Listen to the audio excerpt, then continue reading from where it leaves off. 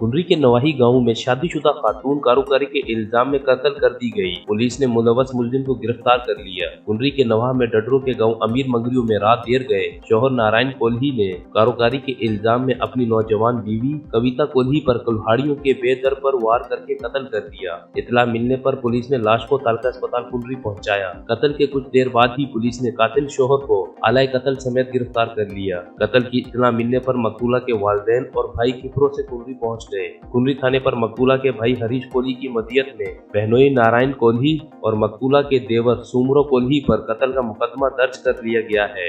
मदई का कहना है कि सुमरो कोल्ही इनके बहनोई को बहन के खिलाफ हर वक्त भड़काता रहता था, जिसके बायस इनके बहनोई ने इनकी बहन को कुल्हाड़ियां मारकर कत्ल कर दिया। दूसरे मुलजिम सुमरो कोल्ही की गिरफ्तारी के लिए पुलिस ने छापामार कार्रवाइयां शुरू कर दी है। पोस्टमार्टम के बाद लाश भाई के हवाले कर दी गई, जो लाश को लेकर खिपरो रवाना हो गए।